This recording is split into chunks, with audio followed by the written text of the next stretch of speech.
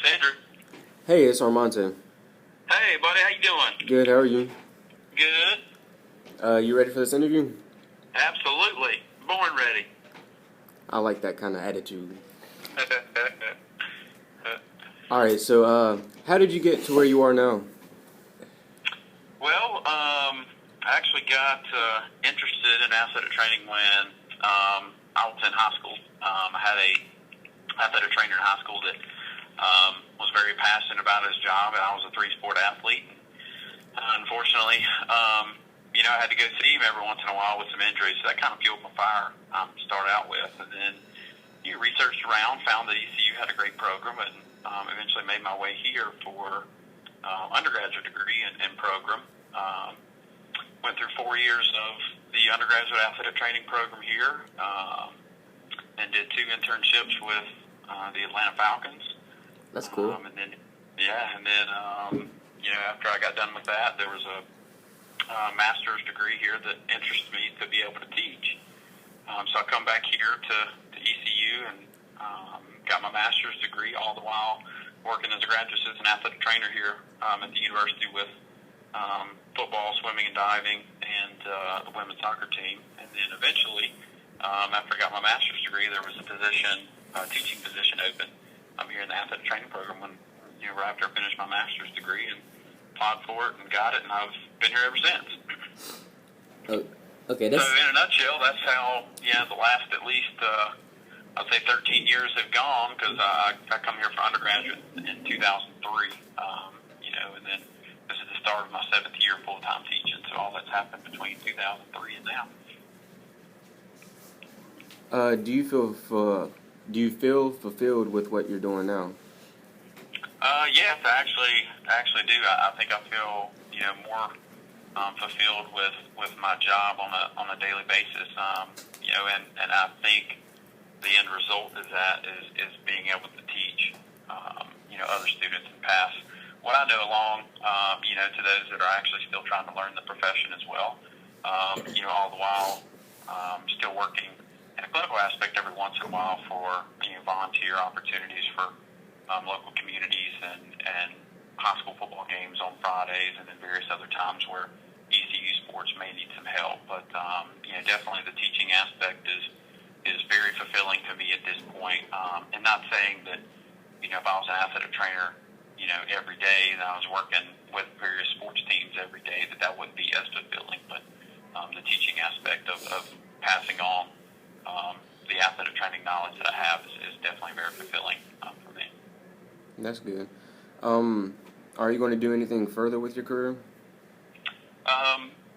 At this point, with the athletic training education program that we have, at this point, this is probably what I would consider, something that I'll do for the remainder until I retire. At least teaching and being a teacher and an AT together. There's always the thought of going back to get a doctorate or a PhD or a doctorate in education one day, but right now my life is set up fairly well for the job and career that I want right here, so I foresee no change in the near future, but it's always a possibility to go back and get some more schooling. That's good. What types of adversity did you have to overcome to become the athletic trainer?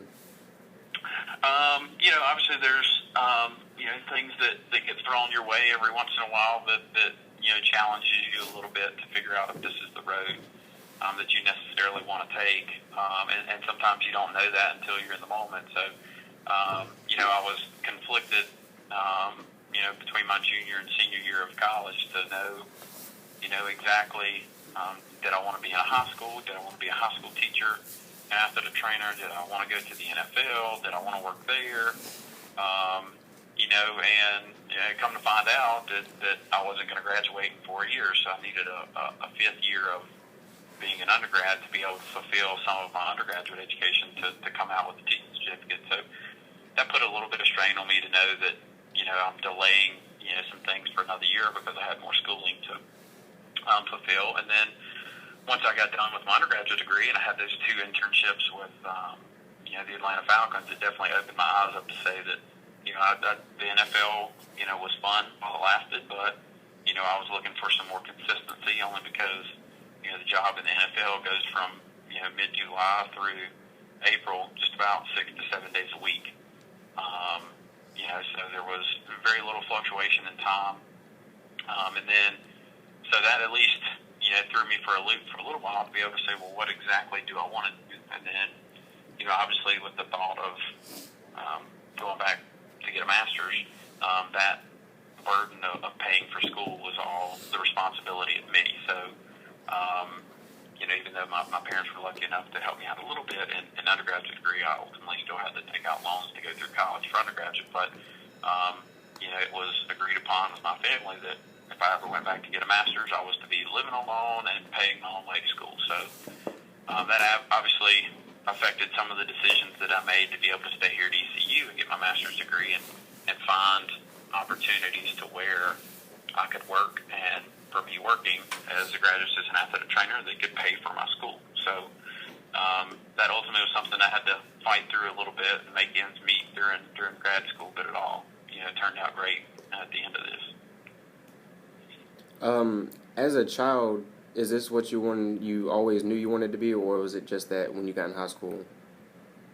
I think there's a lot of things that we as adults can look back on and say, it wasn't necessarily what I'd considered for the longest time. I think my thing was, I was always want to be a firefighter or somebody that went to fish every day or something like that, growing up. So for the longest time, I just wanted to go into being a firefighter or a paramedic.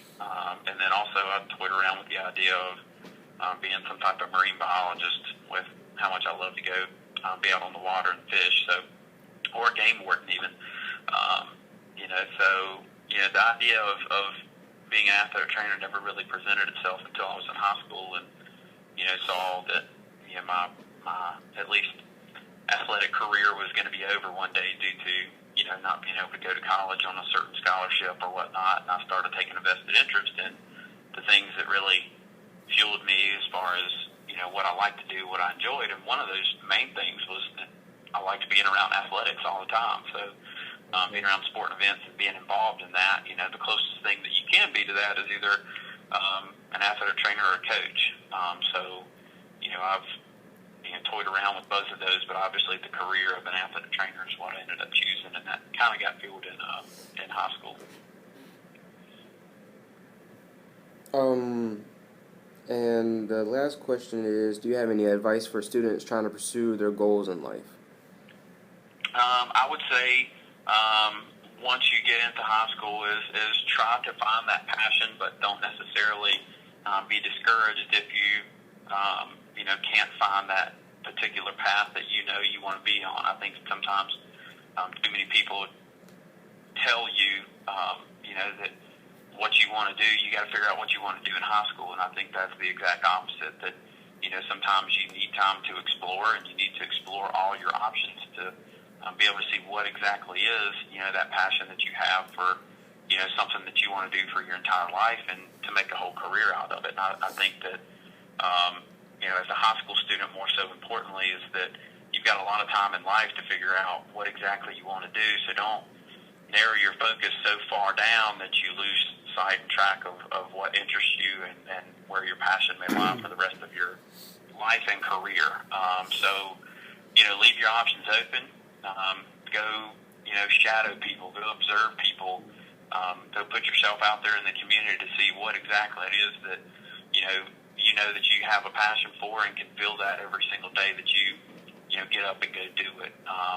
And by not focusing on one particular job or saying that you need to go down this line or that line, leave your options open to be able to explore all those options before you really find that one thing that drives you to the career that you want to go down and the path that you want to go down for the rest of your life. So I think that's probably my biggest take-home points is, keep your options open and explore those options as much as you can while you can do it, and never feel like that, this decision or that decision could make or break you for your whole career if it's something that you don't necessarily know that you enjoy, and find that what drives you. So that's my at least take-home points that I try to instill in people is to leave those options open to be able to determine what your career and best interests are for the remainder of your life. All right, well, thank you for your time and the advice that you gave us today. Absolutely, and if you need any more information to finish up this project or anything you need as far as help along the way with it or finalizing it, feel free to email me or call me back if you need any other information. All right, thank you. All right, you're welcome. Have a good day. You too. All right, bye-bye. Bye.